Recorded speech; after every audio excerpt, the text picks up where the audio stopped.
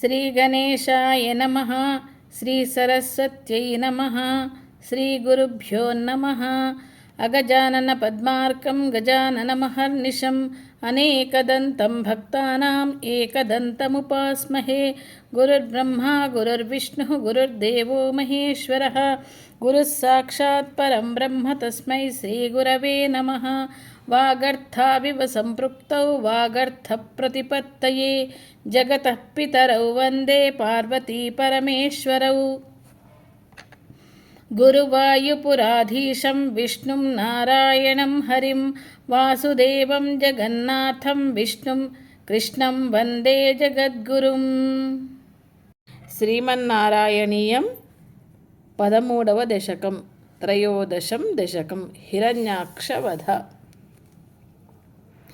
हिरण्याक्षं तावत् वरदभवदन्वेषणपरं चरन्तं सांवर्ते पयसि निजजङ्घापरिमिते भवद्भक्तो गत्वा कपटपटुधीर्नारदमुनिः शनैरुचे नन्दन् धनुजमपि निन्दस्तव बलम्. हिरण्याक्षं तावत् वरदभवदन्वेषणपरं चरन्तं सांवर्ते पयसि निजजङ्घापरिमिते भवद्भक्तो गत्वा कपटपटुधीर्नारदमुनिः शनैरुचे नन्दन् धनुजमपि निन्दंस्तव बलम्. समायावी विष्णुर्हरति भवदीयं वसुमतीं प्रभो कष्टं कष्टं किमिदमिति तेनाभिगदितः. नदन् क्वासौ वितिस मुनिना दर्शितपथो भवन्तं सम्प्रापत् धरनिधरमुद्यन्तमुदकात्. समायावी विष्णुर्हरति भवदीयां वसुमतीं प्रभो कष्टं कष्टं किमिदमिति तेनाभिगदितः. नदन् क्वासौ वितिस मुनिना दर्शितपथो भवन्तं सम्प्रापत् धरनिधरमुद्यन्तमुदकात्. अहो आरण्योऽयं मृग इति हसन्तं बहुतरैः दुरुक्तैर्विध्यन्तं दितिसुतमवज्ञाय भगवन् महीं दृष्ट्वा दंष्ट्रा शिरसि चकितां स्वेन महसा पयोधावाधाय प्रसभमुदयुङ्क्था मृदविधौ. अहो आरण्योऽयं मृग इति हसन्तं बहुतरैः दुरुक्तैर्विध्यन्तं दितिसुतमवज्ञाय भगवन् महीं दृष्ट्वा दंष्ट्रा शिरसि चकितां स्वेन महसा पयोधावाधाय प्रसभमुदयुङ्क्था मृदविधौ.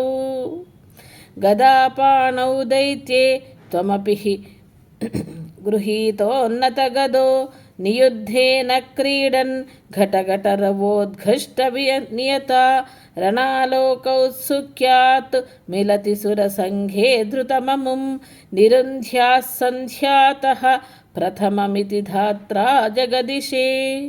गदापाणी दैत्ये त्वमपि हि गृहीतोन्नतगदो नियुद्धेन क्रीडन् घटघटरवोद्घुष्टवियता रणलोकौत्सुक्यान् मिलति घुसुरसङ्घाधृतममुं निरुन्ध्याः सन्ध्यातः प्रथममिति धात्रा जगदिशे. गदापाणौ दैत्ये त्वमपि हि गृहीतोन्नतगदो नियुद्धेन क्रीडन् घटघटरवोद्घुष्टवियता रणलोकौत्सुक्यान् मिलति सुरसङ्घे धृतममुं निरुन्ध्याः सन्ध्यातः प्रथममिति धात्रा जगदिशे. गदोन्मर्दे तस्मिंस्तव खलु गदायां दितिभुवो गदाघातद्भूमौ झटिति पतितायामहह भोः. मृदुस्मेरास्वस्त्यं धनुजकुलनिर्मूलनचनं महाचक्रं स्मृत्वा करभुवि दधानोरुरुचिषे. गदोन्मर्दे तस्मिंस्तव खलु गदायां दितिभुवो गदाघाता भूमौ गदाघाताद्भूमौ झटिति पतितायामहह भोः. मृदस्मेरास्यस्त्वं धनुजकुलनिर्मूलनचनं महाचक्रं स्मृत्वा करभुवि दधानोरुरुचिषे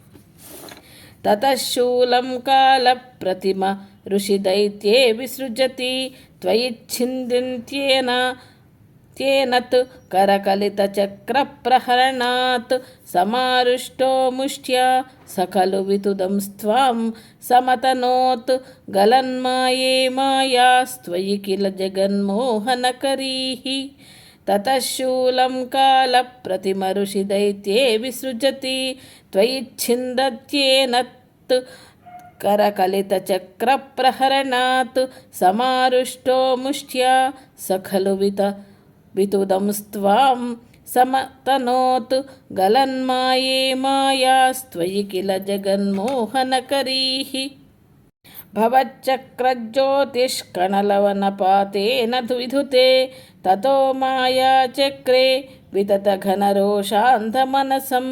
गरिष्ठाभिर्मुष्टिप्रहृतिभिरभिघ्नन्तमसुरं स्वपादाङ्गुष्ठेन श्रवणपदमूले निरवधिः भवच्चक्रज्योतिष्कणलवनिपातेन विदुते ततो मायाचक्रे विततघनरोषान्धमनसं गरिष्ठाभिर्मुष्टिप्रहृतिभिरभिघ्नन्तमसुरं स्वपादाङ्गुष्ठेन श्रवणपदमूले निरवधिः महाकायः सोऽयं तव चरणपातप्रमथितो गलद्रक्तो वक्त्रादपतदृशिभिः श्लाघितहतिः तदा त्वामुद्धाम प्रमदभरविद्योतिहृदया मुनीन्द्राः सान्द्राभिस्तुतिभिरनुवन्नध्वरतनुम्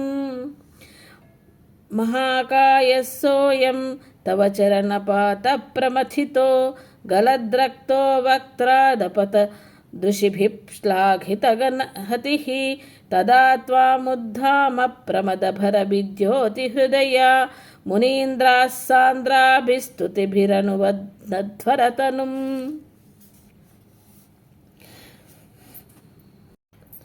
त्वचिच्छन्दो रोमस्वपि कुशगणश्चक्षुषि घृतं चतुर्होतारोऽङ्घ्रौ सृगपि वदने चोदर इडा ग्रहाजिह्वायान्ते परपुरुषकर्णे च चमसा विभो सोमो वीर्यं वरदगलदेशेऽप्युपसदः त्वचिच्छन्द्रो रोमस्वपि कुशगणश्चक्षुषि घृतं चतुर्होतारोऽङ्घ्रौ सृगपि वदने चोदर इडा ग्रहाजिह्वायां ते परपुरुषकर्णे च चमसा विभो सोमो वीर्यं वरदगलदेशोऽप्युपसदः